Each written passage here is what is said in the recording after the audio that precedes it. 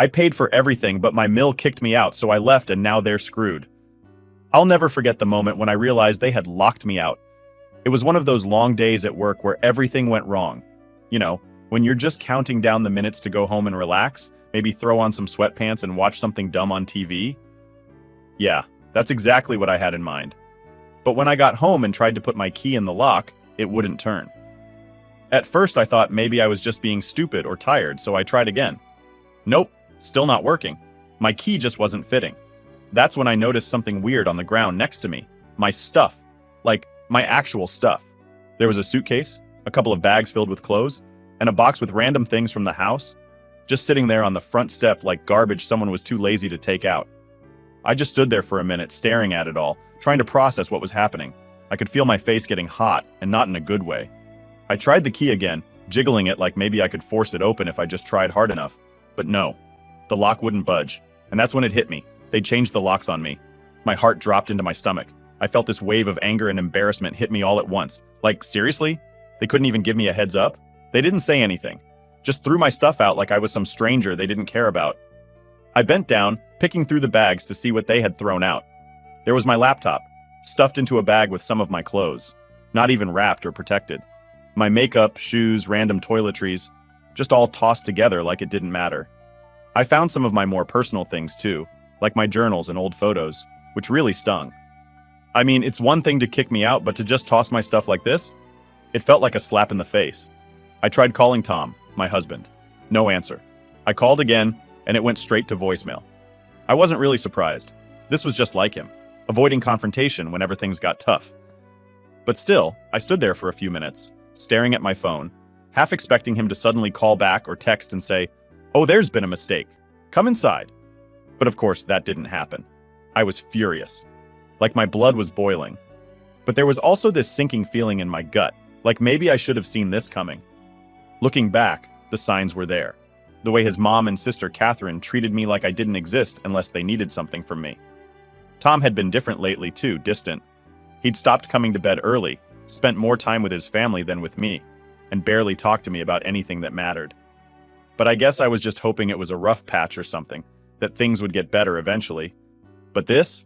Changing the locks and throwing my stuff out like I didn't even live there? It was so cold.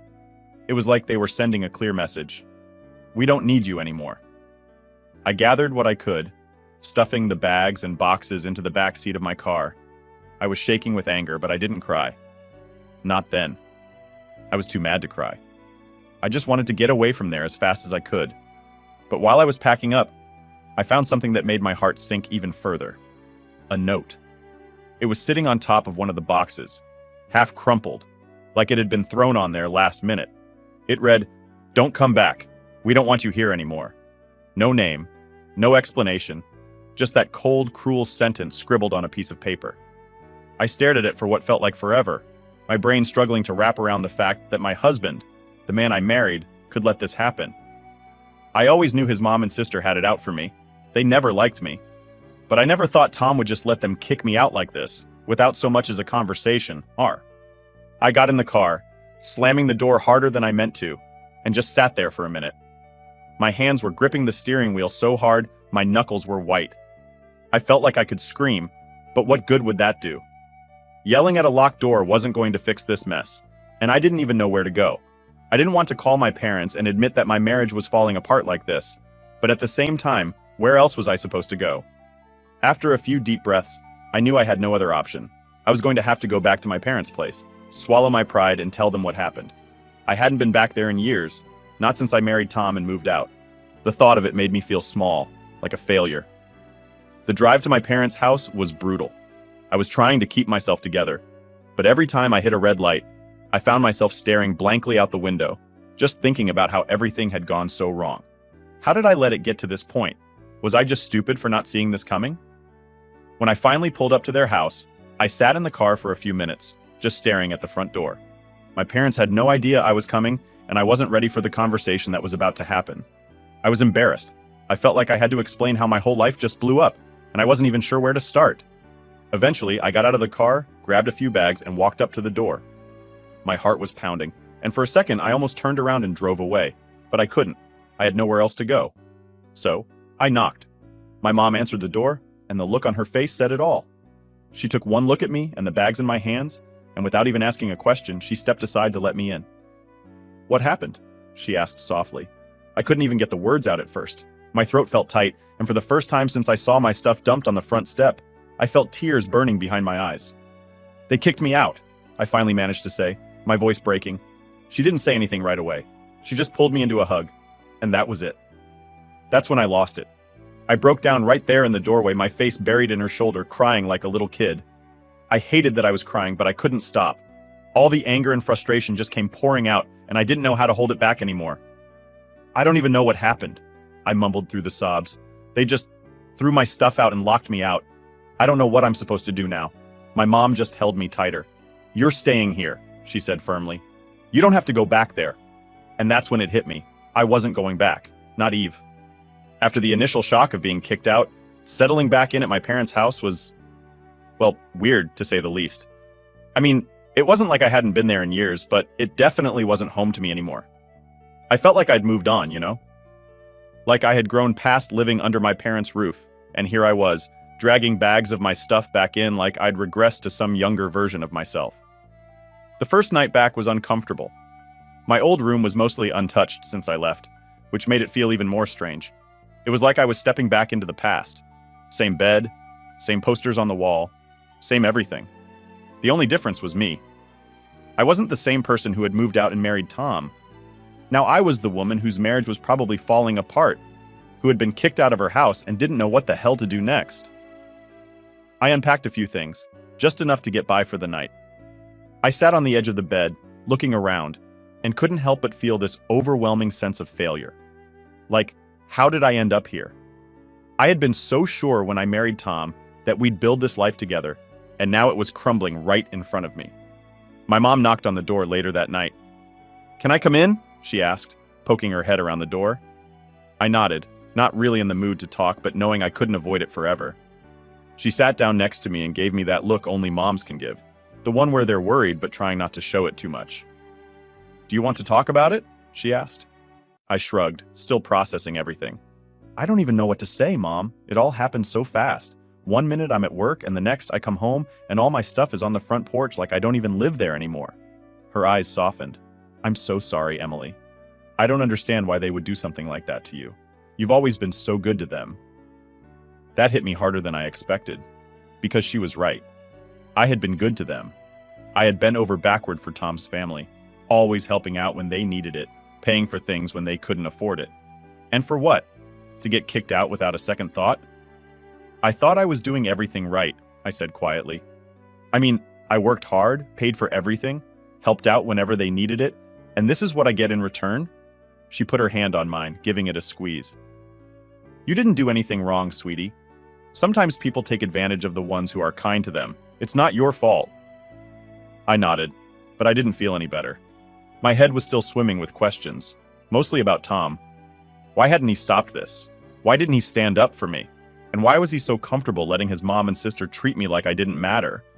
It felt like I didn't know him anymore. The next few days were a blur of awkward conversations and trying to figure out my next steps. My parents were great, but I could tell they didn't know what to do with me being back.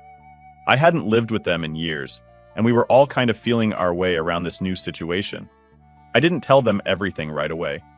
I was still trying to process it all myself, but eventually my dad sat me down one morning. We were sitting at the kitchen table, and he had that serious look on his face, the one that told me he wasn't going to let me get away with avoiding the topic anymore. "So, what's the plan?" he asked, stirring his coffee. "Are you going to go back and try to fix things with Tom?" I stared down at my mug, not really wanting to answer that question. The truth was, I didn't know. I had been married to Tom for 2 years, and now everything felt so broken. I didn't even know where to start. "I don't know," I admitted. "I don't even know if I want to go back. It feels like he's been letting his mom and sister run our lives for a while now, and I'm just tired. I'm tired of feeling like I don't matter to him, like I'm just there to pay the bills and keep things going while they all do whatever they want." My dad frowned. "It sounds like you've been carrying a lot of weight on your own. That's not how marriage is supposed to be." I sighed, feeling the weight of his words. "I know. I guess I just kept hoping things would get better. But they didn't." He didn't say anything for a while, just took a sip of his coffee and nodded. Then he looked at me, his expression softening. Emily, you don't have to go back if you don't want to. You know that, right? You deserve to be with someone who values you, who stands by you. If Tom's not that person, then maybe it's time to think about what's best for you. I hadn't thought about it like that before. I guess I had been so focused on making things work that I didn't stop to think about what I wanted. I'd been so caught up in trying to keep the peace with Tom's family that I hadn't even considered whether staying in that marriage was what I actually wanted. But now that my dad said it, I realized he was right. I didn't have to go back. I didn't have to keep putting up with Tom's family's crap or being treated like I was just a convenient wallet for them to rely on. I had options, and I needed to start thinking about them. That day, I took a long walk around my old neighborhood, just trying to clear my head. I hadn't been back there in so long that it felt strange to see how little had changed. The same old houses, the same streets I used to ride my bike on as a kid. It was comforting in a way, but also kind of bittersweet. I wasn't the same person who had grown up here. By the time I got back to my parents' house, I had made a decision. I wasn't going to rush back to Tom. I wasn't going to let his family guilt me into anything. I needed time to figure things out, and I was going to take it. That night, I told my parents that I wasn't planning on going back anytime soon. They were supportive, of course, but I could tell they were worried. I was too, honestly. I didn't know what the future held, but for the first time in a long time, I felt like I had control over my own life again. It was a small step, but it was mine, and that was enough for now. The days after deciding not to go back to Tom passed slowly. But for the first time in a long while, I felt like I could breathe. It was weird because, on one hand, I felt like I was regaining control of my life, but on the other, there was this nagging guilt in the back of my mind, like I should have been trying harder to make things work. You know that feeling when you leave something behind, but you're not 100% sure you're doing the right thing? Yeah, it was like that. But every time I thought about going back, I remembered all the crap I put up with from his mom and Catherine. I'd bent over backward to help them out, and they never once showed me an ounce of respect. Like it didn't matter how much I did for them. They'd still look down on me or make some passive-aggressive comment about me working and not being a proper wife. And Tom? He just let it happen. It was like he was fine with them treating me like a guest in my own home. It's funny, though. The more I stayed at my parents' place, the clearer everything became. You know when you're so deep in something that you can't really see what's going on until you step back? That's exactly what happened to me. I realized I had been ignoring so many red flags with Tom and his family because I wanted to believe things would get better. One night, about a week after I'd settled back at my parents' place, my phone buzzed while I was watching some mindless show on TV. I grabbed it, expecting another random spam call or something. But nope, it was Tom. Just seeing his name pop up on my screen made my stomach twist. I didn't answer it right away. I wasn't ready. I mean, what was I supposed to say? I had no idea if he was calling to apologize or to guilt-trip me into coming back. I let it go to voicemail, but he didn't leave one. My phone buzzed again with a text. "We need to talk, please." I stared at the message for a solid minute, my heart pounding in my chest. He didn't even apologize, just, "We need to talk." After everything, that's all he had to say? I didn't reply. I couldn't. I knew if I did, I'd probably end up getting pulled back into that mess, and I wasn't ready to face that yet. Instead, I tossed my phone onto the couch and went outside to clear my head. The air was cool, and it felt good to just be outside, away from everything. I sat down on the steps of my parents' porch, watching the sun dip below the horizon. I used to sit out here all the time when I was a teenager, just thinking about life, wondering what the future would hold. Now, here I was, 35 years old, back at my parents' house, trying to figure out what the hell my next move was. I heard the door creak open behind me, and my dad stepped out. He didn't say anything at first, just sat down next to me, like he knew I needed some space. After a minute, he glanced over and asked, "You okay?" I shrugged. Tom texted me. He nodded like he was expecting it. What did he say? "He wants to talk," I said, my voice sounding smaller than I meant it to. But he didn't apologize. He just said we need to talk. My dad sighed, rubbing the back of his neck. "That doesn't surprise me. You don't have to talk to him if you're not ready, Emily. You know that, right?" "I know," I said, but it didn't really feel like I knew. I mean, part of me wanted to just call him and scream. Ask him why he didn't stop his mom and Catherine from treating me like dirt.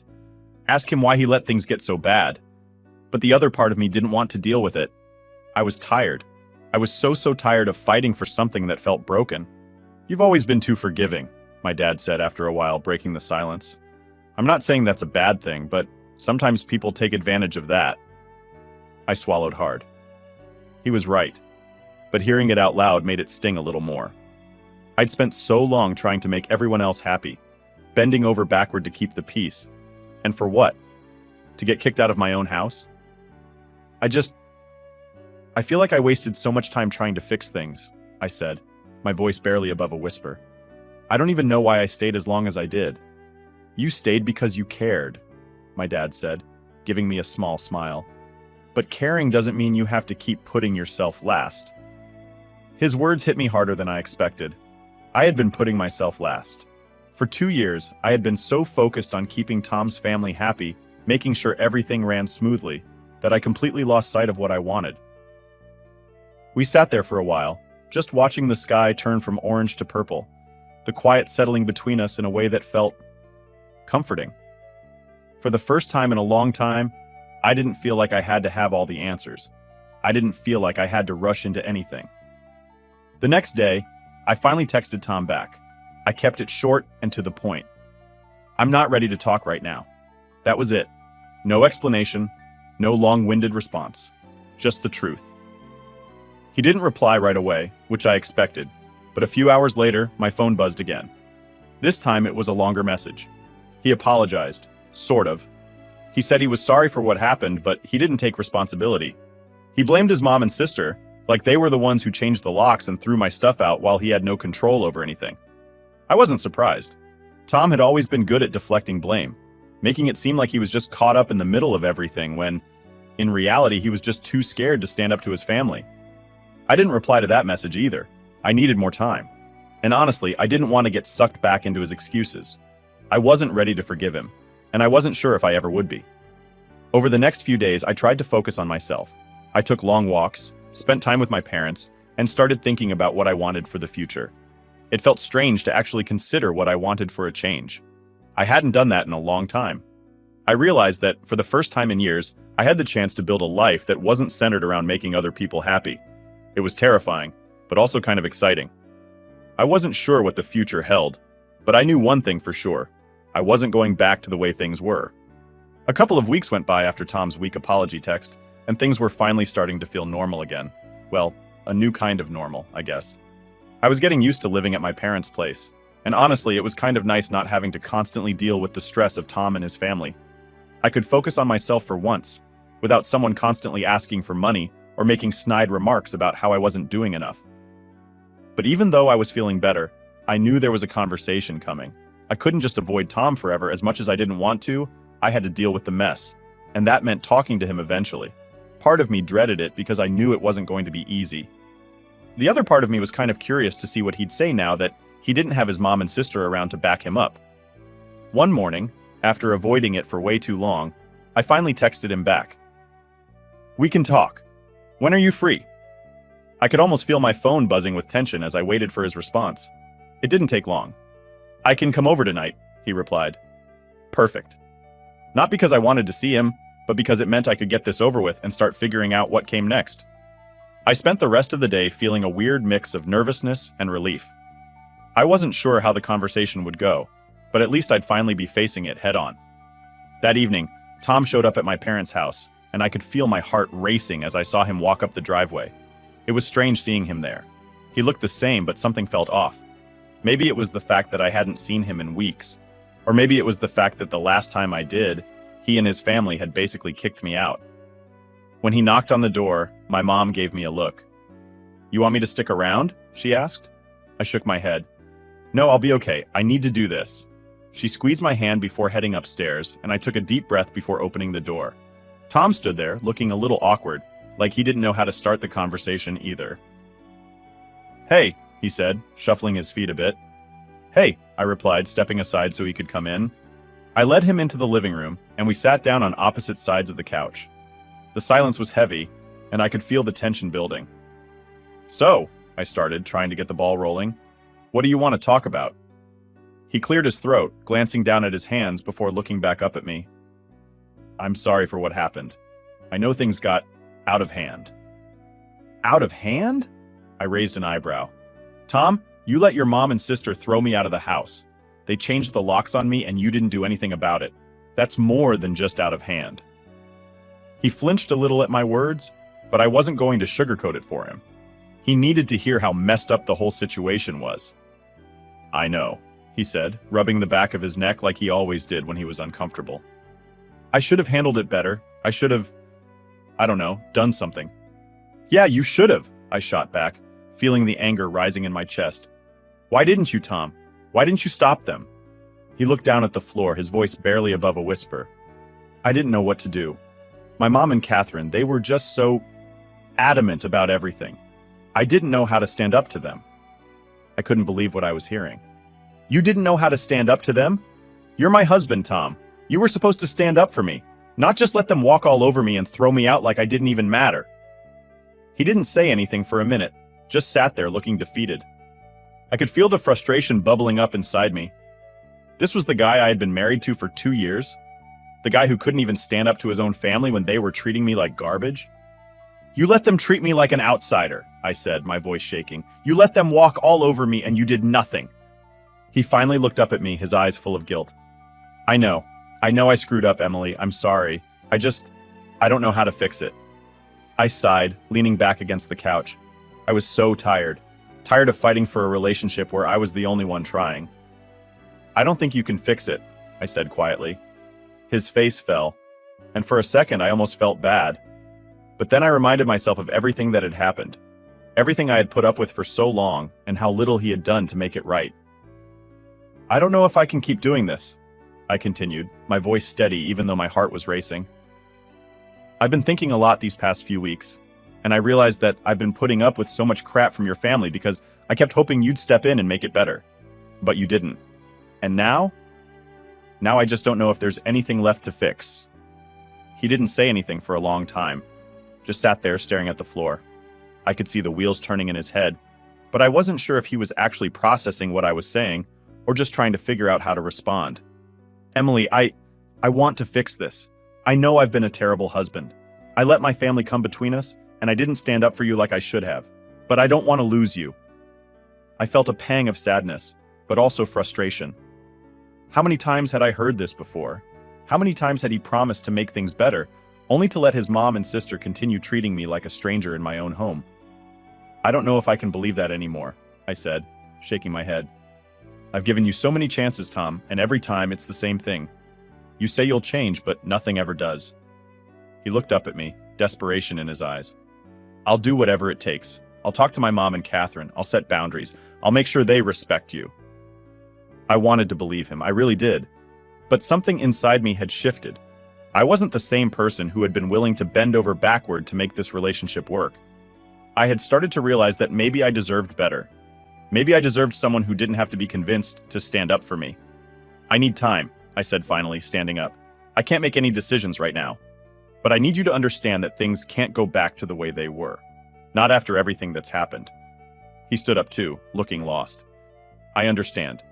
Just please don't give up on us yet. I nodded, though I wasn't sure if I really believed it. We'll see.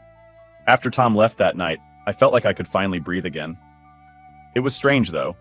You'd think I'd feel some sense of closure or maybe even relief, but I was mostly just tired. Not the kind of tired where you need a nap, but the kind where you're emotionally drained, like your brain's been running on full speed for too long, and now it's out of gas. I spent a lot of time thinking about what I'd said to him. We'll see. What did that even mean? Deep down, I knew it was probably over. I just couldn't bring myself to say it out loud. Saying it out loud would make it real, and I wasn't sure if I was ready for that kind of finality yet. I guess part of me was still holding on to the idea that maybe he could change, that maybe things could somehow magically get better. But I knew better than to rely on maybes. In the days that followed, I kept my distance. I didn't reach out to Tom, and he didn't text me either. Honestly, that was a relief. I needed space to figure things out on my own, without his family's influence, without the weight of their expectations always hanging over me.